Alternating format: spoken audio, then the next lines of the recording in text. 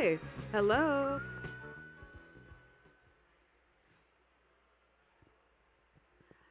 Hi, everyone. Hello, hello. Come on in, have a seat.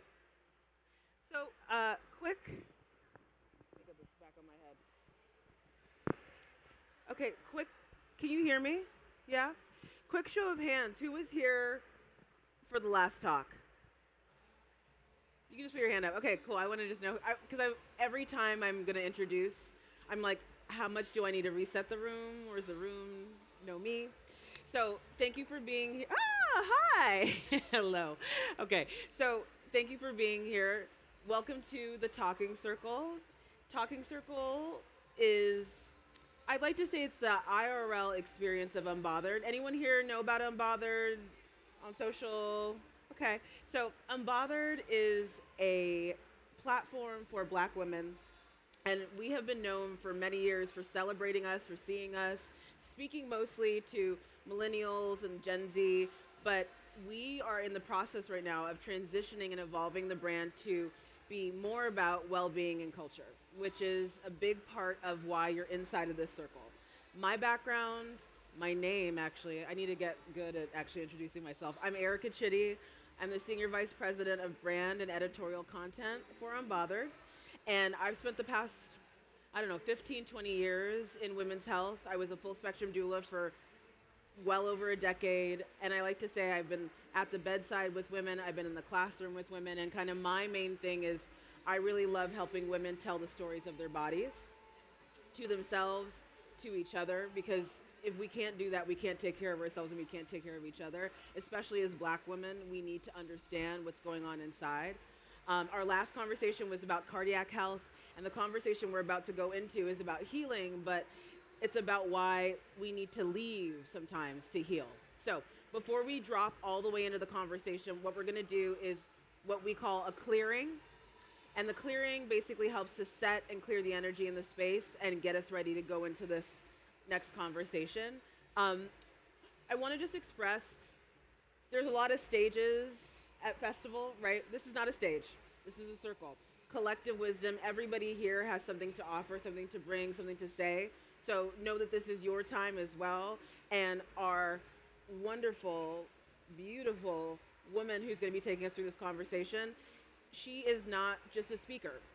In the circle, we have different language. I'm your keeper, so I'm going to keep things flowing, keep things moving, and then we have your anchor. And your anchor is where all of that wisdom is going to be flowing from, that expertise is going to be flowing from. Sound good? Okay, so we're going to do the clearing. So I need everyone to rub their hands together, like really to start rubbing, feel the heat building in your hands, right? Okay, now you're going to rub a little bit faster, fast as you can. I'm going to count to 3, and when I get to 3, we're going to clap. Just one time, simple clap, right? Okay, 1, 2, 3. Beautiful. All right, I'm gonna pass it over to AJax, and if you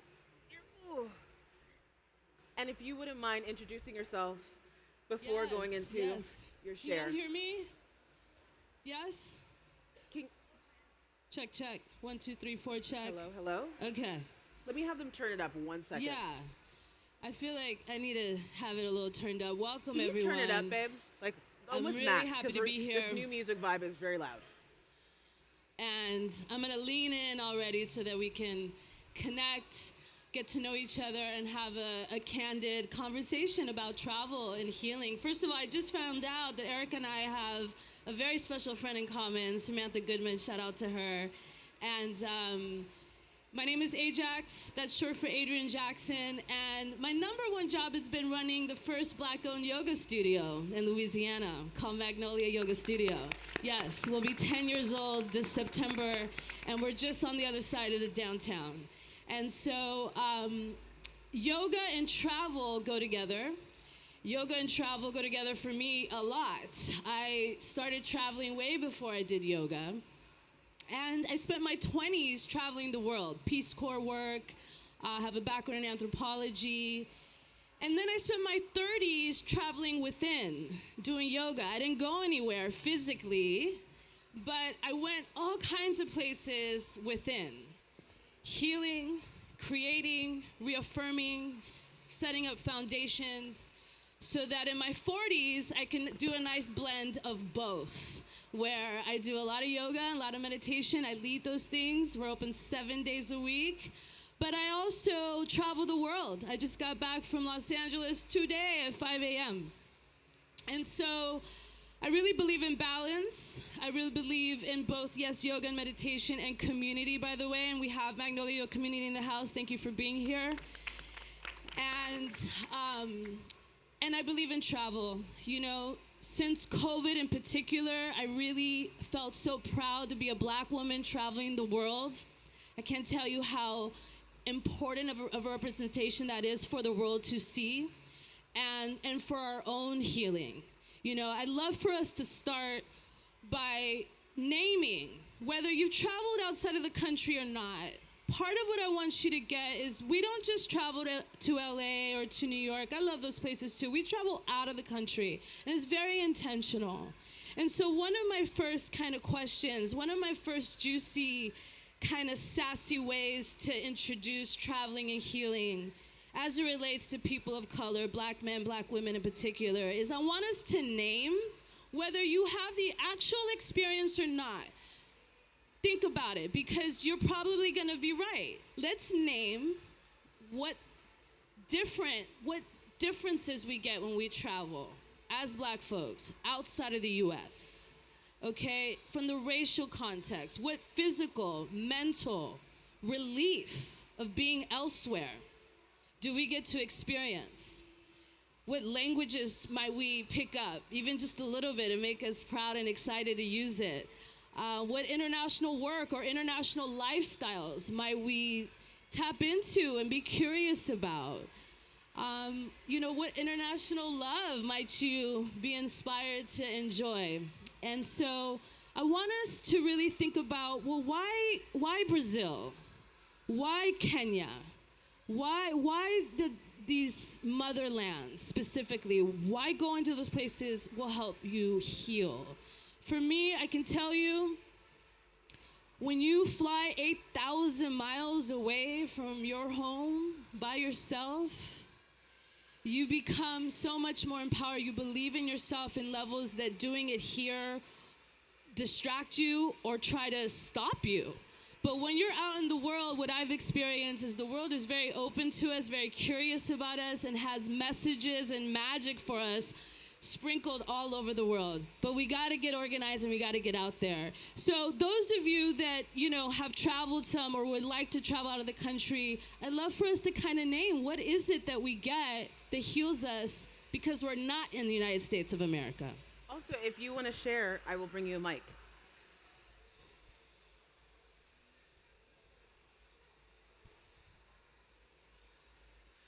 Is it on? Can we have the other mic on, please? Is it on? Hello. Yes, All right, okay, I reset there you it. go. Okay. So everybody calls me Fluid, Miss Fluid. I actually live in Costa Rica now. I'm here because someone that I'm hosting a retreat with, Soul Life Travel, she is called to speak here at Essence Fest, so I'm here with her. And my mom. Hi, Mom. But just to speak to the question that you had about cultures and everything, I joined the military, and that was when I first left the country, was being in the military. But my first trip outside of being in the military just by myself was to Peru for a yoga retreat. Yes. Peru blew my mind. It blew my mind. It's one of my favorite places in the world. It's so beautiful and spiritual, and just the air that you feel. And they are very proud of their culture. They don't hide what happened when, you know, the colonizers came to try to take over.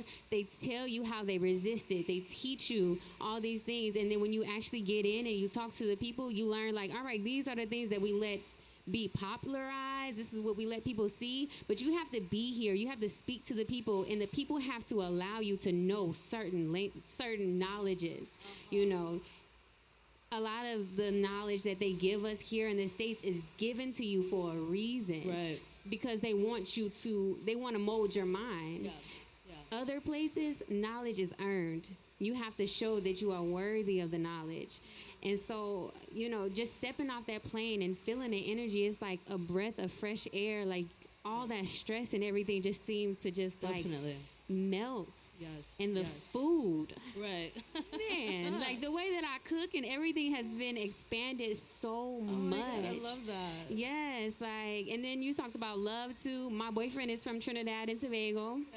Okay. We met in Costa Rica. International It's a lot of fine men in yes. Costa Rica too, PT y'all. in the house. If y'all trying to go to Costa Rica, hit me up. I got you. But it really has expanded my mind. And even having a partner that is from a Caribbean island and learning so much about herbs and plants and just a whole nother mindset that he grew up with growing up in an independent Caribbean island, not even like one that's Right. still colonized. Like it's an independent Caribbean island. So just to speak to what you really can learn and the feeling, like it's a lot of black people in Costa Rica. I'm on the Caribbean coast, so like Nice. there are black people everywhere. Yes. First yes. of all, they try to make it seem like we're not everywhere. We are everywhere. Yes. Even in Europe. You Yeah. know, even all these places. I've been to Ghana, and Ghana was absolutely beautiful. Ghana is really what changed my life. Nice. Nice. So I encourage everybody to get up out of here. I host retreats too, to get Nice. people out of the States. People are like, have a retreat here in the States. No, y'all need to leave. Yeah. Can I ask get really out. quickly, how old are you, if you don't mind me asking? I'm 32. Awesome. And when you first started doing this international traveling, how old were you? So I joined the military at 18. 18. So, but, and then I got out of the military at 23. Yeah. So, I've been traveling out of the country ever since I could. Yeah. I actually have to once a year for that deep. Well, I live out the country now, but before I moved, before Right. I found my place, I always Well, left. and the thing is that when you're traveling, you gain a lot of skills because we can romanticize it, and you can. You can find love. You can, be on the beach.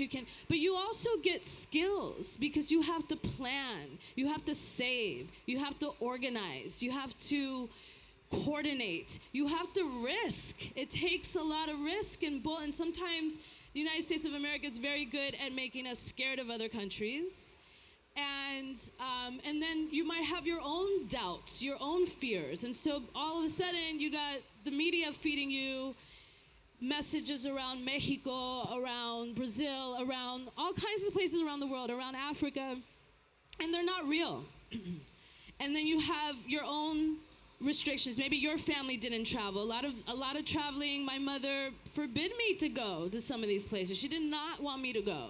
I went in spite of.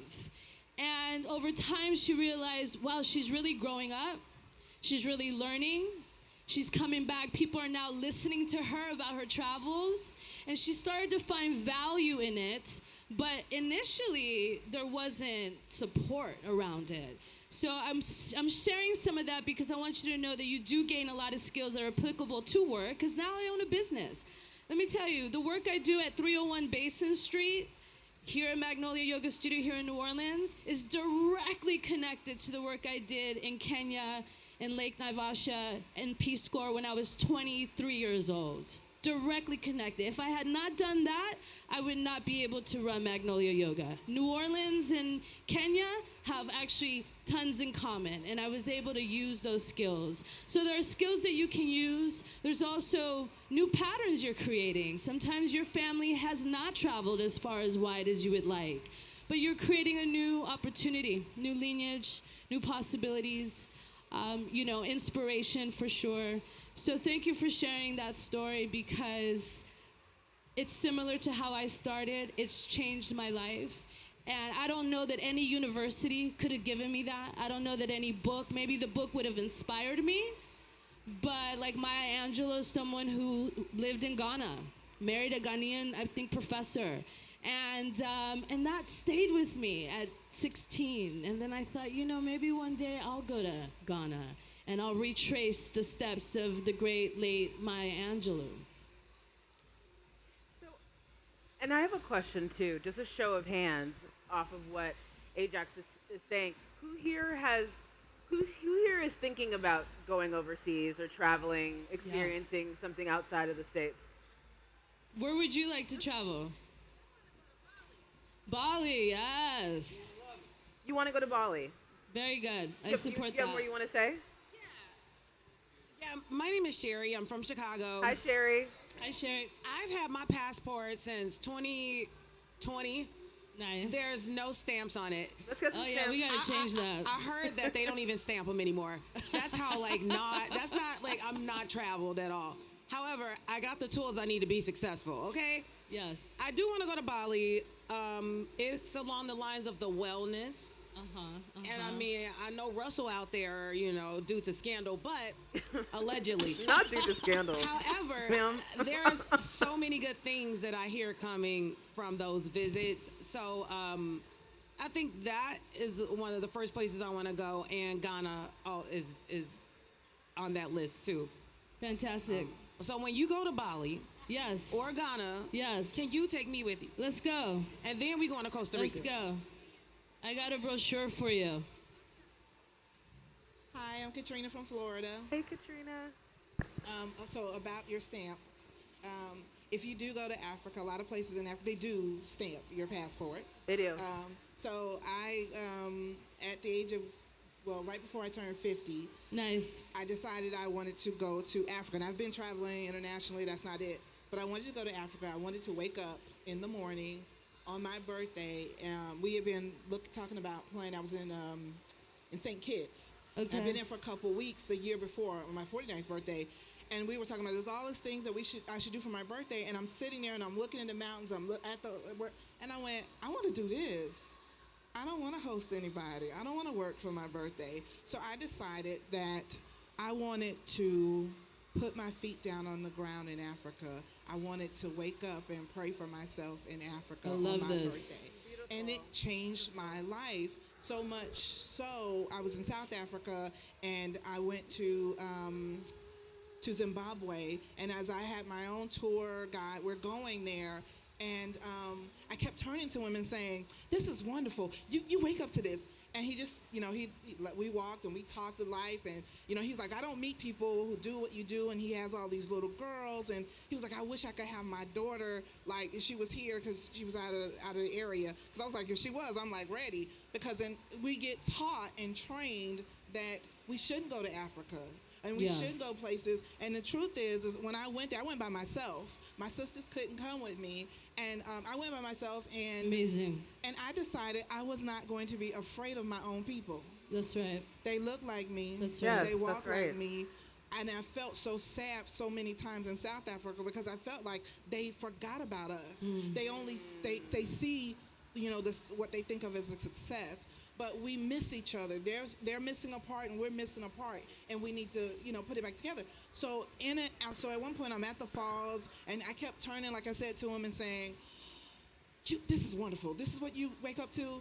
And there I am, and the fall is happening, and I'm getting sprayed with water, and I realized that for every Butler, and every Coward, and every Williams, and every Thomas, somebody stood at that coast thinking, I'll probably never see them again. Somebody was in the boat, nervous and upset, thinking, I'll never see home again. But for the Cowards and the Butlers and the Williams and the Thomases, I made it back. Yeah. And so there I was, crying in tears and whatever. And he turned to me and he said, "Welcome to Africa."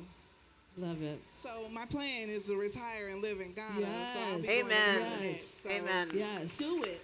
Just do it. There's something very healing, a loop that closes. And I have a retreat about this. It's Senegal that we go to. The beautiful piece I'm wearing right now is from Senegal. And what I want to kind of just add to what you're sharing, when we go back to the door of no return, when we go back to that, there is a loop that closes. There is a healing that happens. That again, you can't have it at your local church necessarily. This is something you have to get up and face all the fears and costs and all the things that go along with traveling, having families, help you out, take you to the airport, all of that. But the healing you get, right? You talked about putting your feet on the ground, praying for yourself in Africa, and then having that waterfall. Waterfalls are very spiritually cleansing. And having these revelations, these moments, this is what I'm talking about. This is what's available for you in all kinds of different places in the world. I want to share really quickly a way to consider where you want to go. things that you can ask yourself that might help you get to the answer. Because the world, let me tell you, the world is beautiful. And it is to be seen, especially, I believe, by Black women in particular. We need to see the world. AJax? Yeah. Go Go ahead. Oh, sure, go ahead. Hi everyone, my name is Ochuko. I'm Nigerian, but I live here. I actually live in Portland. I have for the last 5 years. I moved away from home when I was 16 to Canada, and then to England, and then to the US, and then to Germany, and now I'm back. And so I've done a lot of traveling, lived a lot of places, done a lot of traveling, but I think one thing I'd say, I'm assuming like most people in the audience are American, is that the traveling really gives is anonymity. Sometimes when you go to these places where there isn't like a really big Black population, like the places I've lived, Portland, Germany, whatever, you know, a little bit vanilla, not necessarily like has a very different culture, but I think what I've found that has been really freeing in those places that people don't necessarily have an idea of what you're supposed to be like. They haven't met a lot of people like you. And so you go in and you get to be someone that is just you. They ask a lot of questions. People ask me a lot of questions about my hair, a lot of questions about my accent, a lot of questions about my name.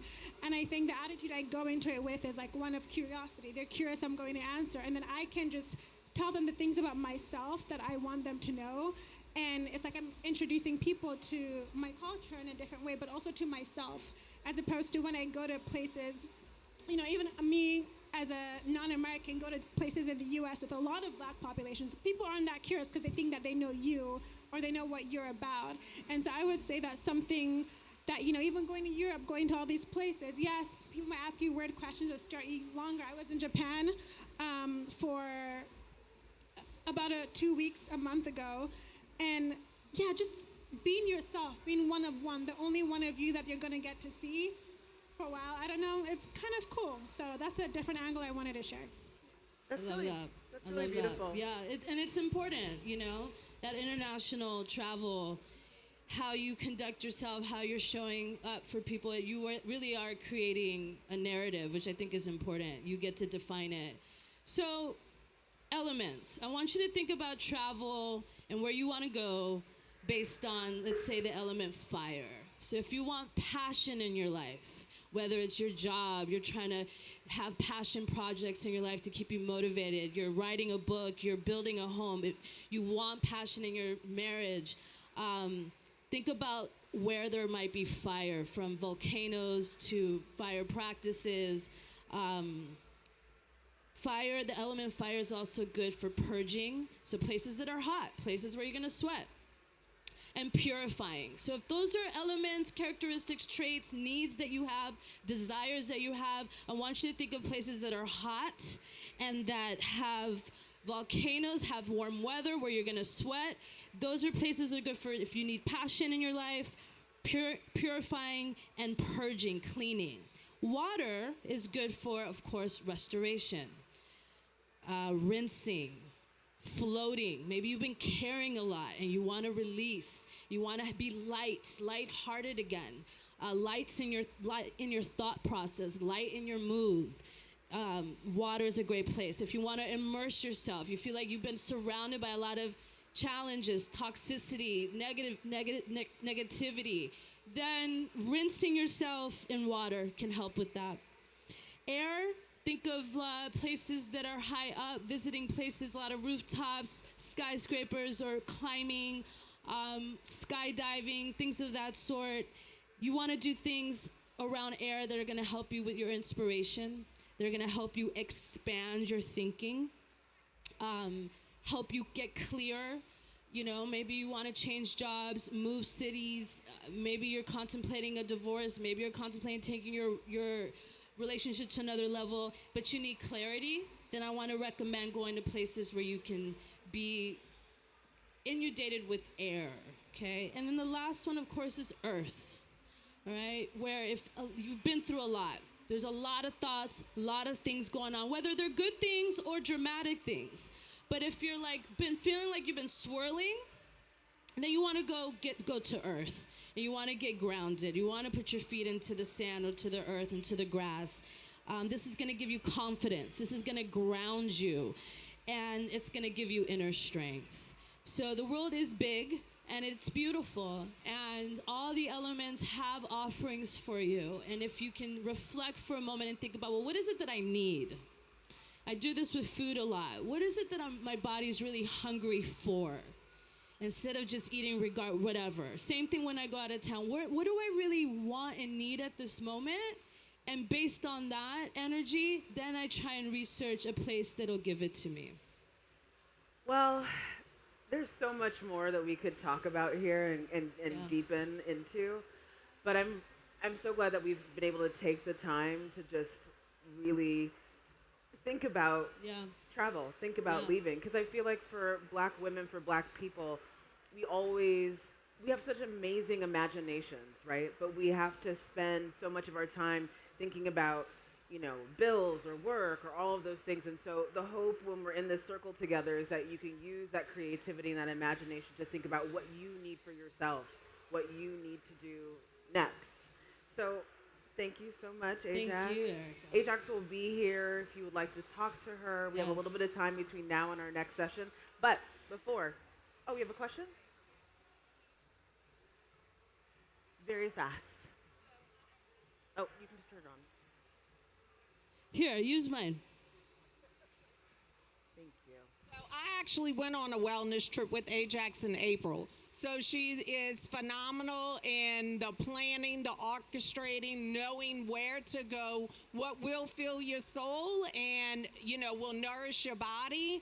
And we're taking a trip next month to Brazil. So if anyone wants to come to Brazil with her, there you go. She has some pamphlets, but I say that because she is well-traveled and she knew the things, and we were just able together. We went together to Media, that we just were able to show up, and it was all taken care of. I love it. Yes. I So love it it. was very refreshing. It was the most...